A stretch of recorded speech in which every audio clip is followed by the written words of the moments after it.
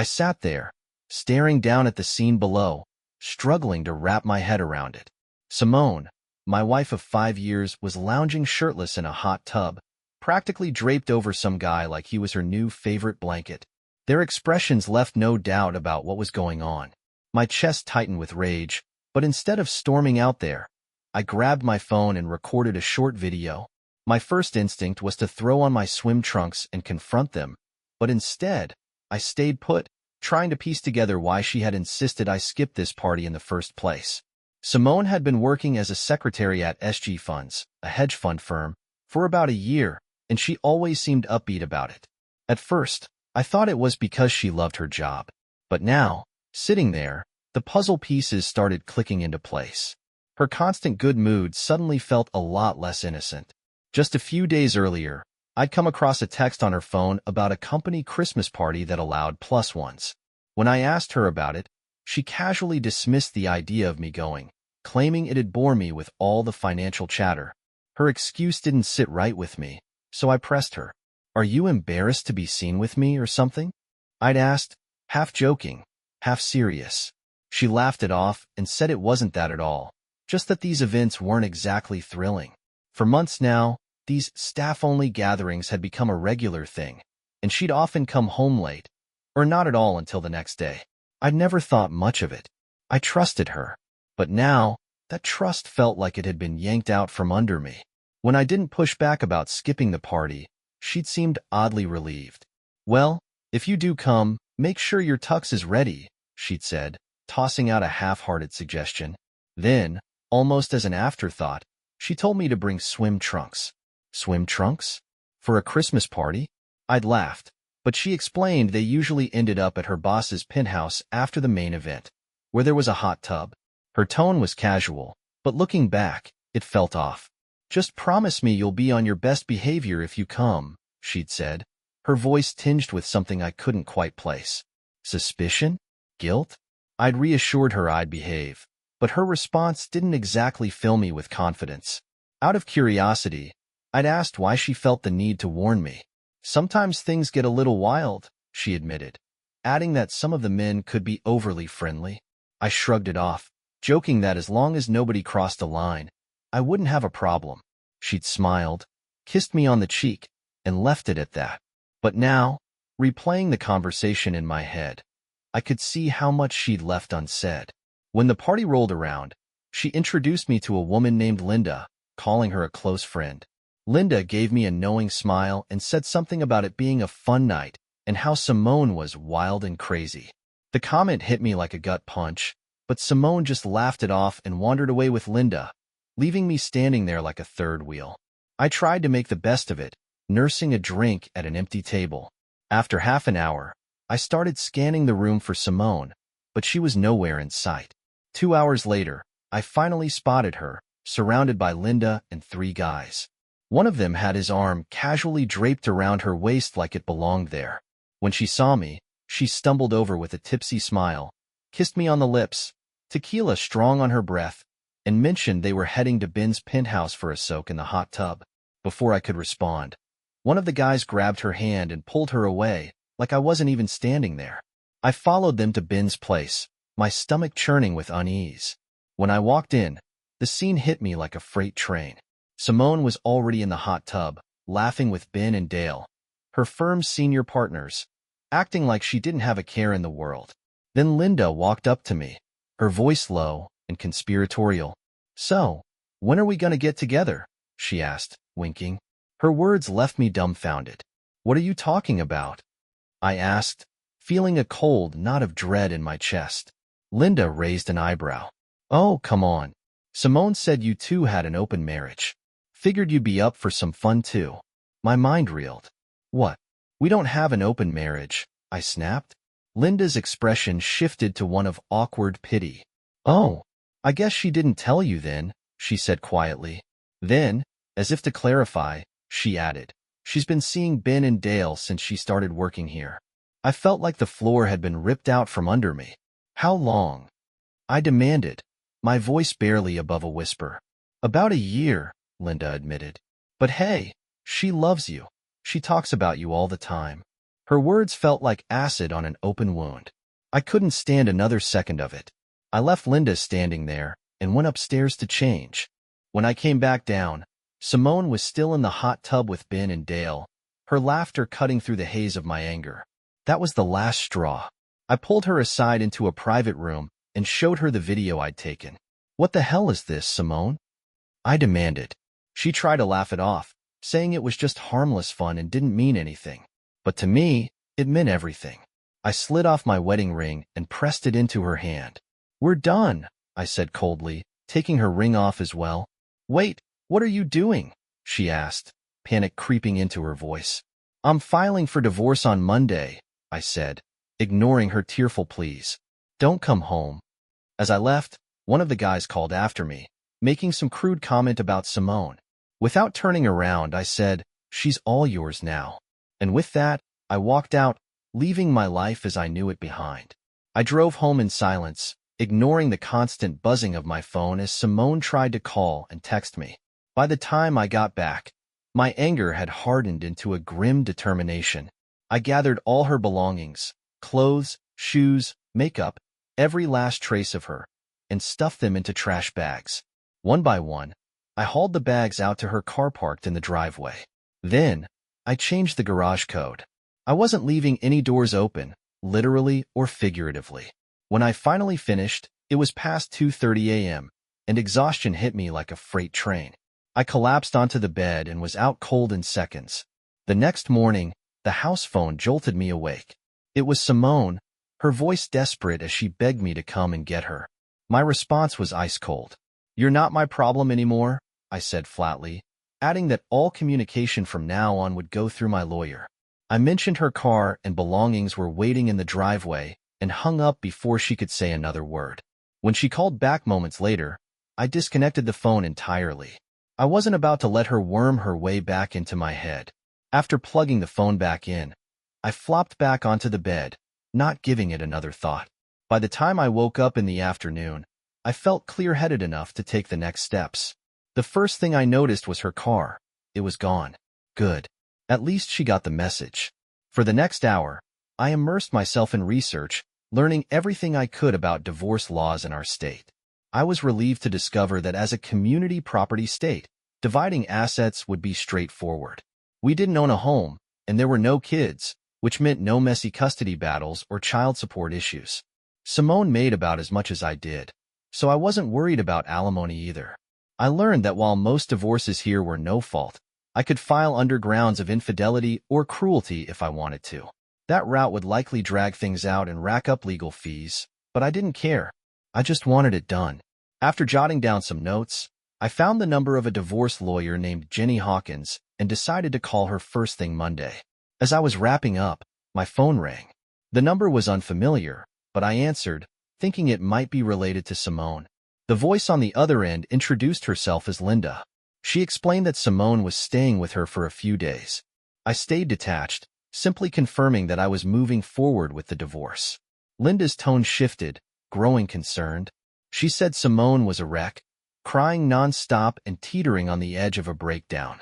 I felt no sympathy. She'd made her bed, and now she could lie in it. "Do you still have any feelings for her?" Linda asked cautiously. I didn't sugarcoat my response. "Yeah, hatred and disgust," I said bluntly. I laid it all out, telling her how Simone had cheated on me for over a year and humiliated me in public. That was the end of the line for me. Linda hesitated, then tried to defend Simone. "She loves you, you know," she said softly. I laughed bitterly. "If that's what love looks like, I want no part of it," I replied. Then, almost as an afterthought, I asked, "Did she sleep with Ben and Dale again after I left the party?" There was a pause before Linda answered. "Yes," she admitted. Then, as if to twist the knife, she added, "You know, you could have joined in if you'd stayed." I couldn't believe what I was hearing. "Goodbye, Linda," I said, ending the call. Later, I noticed 2 text messages from unknown numbers that had come in early that morning. Each had a video attached. My stomach sank as I opened them. The first video showed Simone in the hot tub, tangled up with 3 men. Ben and Dale were there, but the third guy was someone I didn't recognize. He looked straight at the camera, grinning, and said, That's quite a wife you've got. Bro, too bad you weren't here. The second video was worse. It showed more of the same, but at the end, Simone handed my wedding ring to Ben with a smug smile. He held it up to the camera, as if mocking me. Rage bubbled up inside me as I transferred the videos to my computer. I made copies for the lawyer, debating for a brief, dark moment whether to send them to Simone's family and friends. But I remembered something I'd read on Jenny's website. Rash actions could backfire in court. I decided to hold off. The rest of the weekend passed in silence. No calls from Simone, no text from Linda, and that was just fine by me. I spent my time purging the apartment of anything that reminded me of Simone, clearing out the shadows of her betrayal. Monday came, and I took the day off work, explaining the situation to my boss. He was surprisingly supportive, sharing that he'd been through something similar. That afternoon, I met with Jenny Hawkins at her office. Before the meeting, I went to the bank to secure my finances. I paid off Simone's credit card and canceled it, then withdrew half the money from our joint account and opened a new one in my name. I wasn't leaving anything to chance. Jenny walked me through the process, outlining my options. She even suggested filing an alienation of affection lawsuit against Simone's employer. While the odds weren't great, it was worth considering. I agreed to let her handle the legal papers, requesting that they be served at Simone's office for maximum impact. After paying the retainer, I drove home. For the first time in days, I felt a small sense of relief. This was just the beginning, but it felt like a step toward reclaiming my life. On my way home, Linda called again, pressing me to meet Simone that afternoon. She insisted Simone needed to talk to me, but I shot the idea down, citing Jenny's advice to keep my distance. If she has something to say, she can say it to my lawyer, I said, giving Linda Jenny's contact information before hanging up. I wasn't about to open that door again, figuratively or literally. After that, I made a quick stop at the store. I grabbed a 12-pack of beer and, for the first time in years, a couple of packs of cigarettes. I'd quit smoking when Simone and I got married, but tonight wasn't about self-improvement. Tonight was about survival. Back home, I cracked open a beer and lit a cigarette, sitting on the balcony as the sunset turned the sky a dull orange. The house phone rang, cutting through the silence. When I answered, the voice on the other end made my skin crawl. It was Ben Carlson, Simone's boss. His tone was different now, stiff, formal, and apologetic. He said he was sorry for what happened Friday night, claiming they thought I was okay with it, since Simone had told them we had an open marriage. Really? And you never thought to confirm that with me? I asked, my voice dripping with sarcasm. Ben stammered, admitting it was a mistake. He claimed they never intended to ruin my marriage, that it was all just good fun. I wasn't buying it. Here's how this is going to work, I said coldly. You're going to testify against Simone in court, and I'm suing you for alienation of affection. That's how you can start making this right. He tried to push back, asking if I was serious about the lawsuit. Dead serious, I replied. You and your firm violated every moral clause in the book, and you destroyed my marriage in the process. Ben's confidence cracked. He backpedaled, insisting they never meant for things to get this far, but I wasn't interested in his excuses. I ended the call, opened another beer, and went back to my spot on the balcony. The next few days were quiet. Simone and Linda didn't contact me, and I started to think maybe I'd finally seen the last of them. On Wednesday, however, the silence broke. That was the day Simone was served with the divorce papers at her office. Later, Linda called, her voice shaking with anger. How could you do this without giving Simone a chance to explain? She demanded. Simone had her chance, I replied, my voice steady. She made her choices. Don't call me again. I hung up without waiting for a response. That night, Ben called again, but this time his tone was venomous. He threatened to make my life miserable for filing the lawsuit. I didn't react. I just called Jenny to let her know. Perfect, she said. We'll file for a restraining order against him and Simone first thing tomorrow. Jenny cautioned me to stay calm and not do anything rash. True to her word, a courier dropped off a copy of the restraining order the next afternoon. Taking no chances, I installed a motion-activated camera overlooking my front door and kept a baseball bat within reach by the couch. The rest of the week was uneventful. until Saturday night. I was out on the balcony, sipping a beer and smoking, when a loud, relentless pounding on the door shattered the calm. I put out the cigarette and grabbed the bat before heading to the front room. Peeking through the peephole, I saw Ben standing there, red-faced and furious, with another man by his side. "Open up," Ben shouted, his fist hammering the door. "You're violating the restraining order." His words made no sense, but I didn't bother engaging. "I'm calling the police," I said calmly through the door. Ben's shouting didn't let up, but I was already dialing 911. The operator reassured me that multiple calls had already been made about the commotion, and officers were en route. She urged me to stay inside and not open the door until help arrived. I tightened my grip on the bat as the pounding continued, wondering if Ben was actually trying to break in. But then, just as quickly as it started, the noise shifted to a commotion outside. I peeked through the peephole again and saw two large police officers pinning Ben and his accomplice against the wall, slapping handcuffs on them. A few moments later, one of the officers knocked on my door, identifying himself. When I opened the door, Ben shot me a venomous glare, still shouting threats as the officers hauled him toward the cruiser. I handed the officer my restraining order, which he reviewed before radioing his partner. "Looks like he won't be bothering you tonight," the officer said, his tone professional but reassuring. After a brief explanation of my side of the story, they thanked me for my cooperation and promised to keep me updated. I locked the door behind them and returned to the balcony with a fresh beer, feeling an unexpected sense of relief. The next day, the story hit the local news. Hedge fund CEO arrested after domestic dispute. Over the following days, more articles surfaced, detailing how SG Funds was hemorrhaging clients thanks to the scandal. It didn't take long for whispers of financial instability to start circulating. As I read the headlines, a bitter smile crept across my face. "Serves them right," I muttered, tipping back my beer. By Monday, I was back at work, doing my best to stay focused despite the storm raging in my personal life. It wasn't easy, but I managed to push through the day. For nearly 3 weeks, there was nothing but silence from Simone and Linda. I started to believe I might finally get some peace. That illusion shattered when I got a call from Jenny, my lawyer. After some brief pleasantries, she got straight to the point. Simone had hired her own attorney and was petitioning the court for mandatory marriage counseling. I could feel the anger bubbling up inside me as I asked if the court could really order such a thing.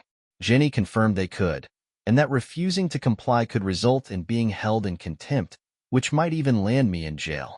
"I don't want to reconcile," I said firmly. Jenny understood but urged me to attend anyway, saying it was better to go through the motions than risk complications. Begrudgingly, I agreed. Then she dropped another bombshell. Simone's attorney had revealed that Simone was pregnant. The news hit me like a sledgehammer. Frustrated, I asked how long this would delay the divorce. Jenny explained that if the child was mine, it could drag out the process by up to 9 months, and I'd likely have to pay child support. However, the judge had approved a legal separation in the meantime, which gave me some breathing room. 9 more months of this circus? I couldn't believe it. I sarcastically thanked Jenny, who gave me the details for the counselor's office. I reluctantly added the appointment to my calendar. When the day came, I arrived with a single goal: make it clear that reconciliation was off the table. As I entered the counselor's office, I spotted Simone sitting on a love seat, her face downcast and her hands folded nervously in her lap. The counselor, Dr. Abigail Farnsworth, greeted me warmly and suggested I sit next to Simone.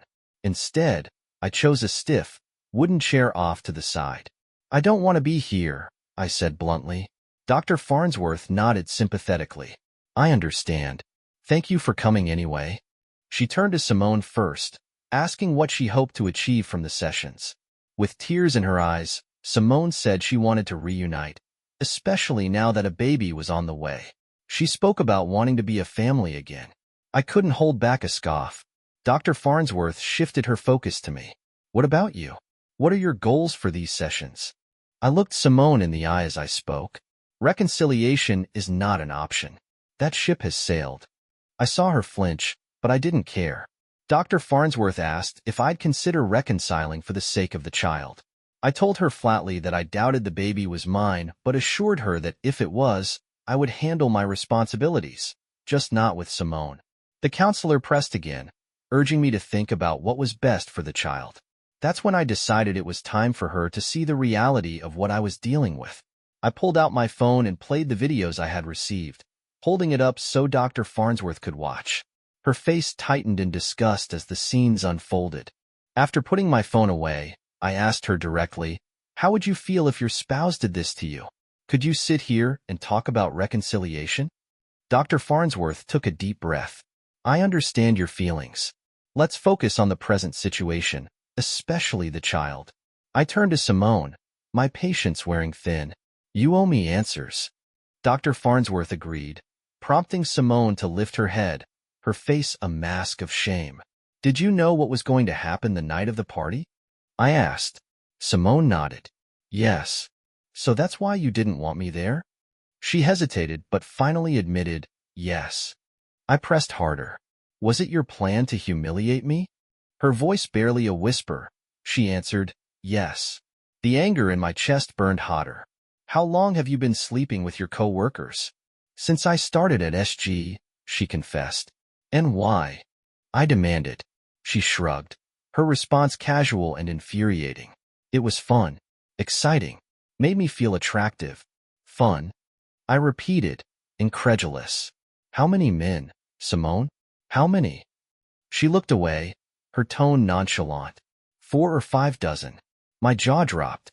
I was stunned, not just by the number but by how little remorse she showed. My mind raced to the risks she'd exposed me to. "Do you even know who the father is?" "No," she admitted softly. Her response pushed me over the edge. I couldn't believe she had the audacity to expect me to raise a child she wasn't even sure was mine. Whatever love I'd once felt for her was gone, replaced by nothing but resentment. Dr. Farnsworth stepped in, sensing the conversation had gone far enough. "I think we've covered a lot today," she said gently. "We should pause here for now." I agreed, stating firmly, "I'm not throwing away 5 good years of marriage because the last year was a lie." We scheduled individual sessions for the following week, and I walked out without looking back.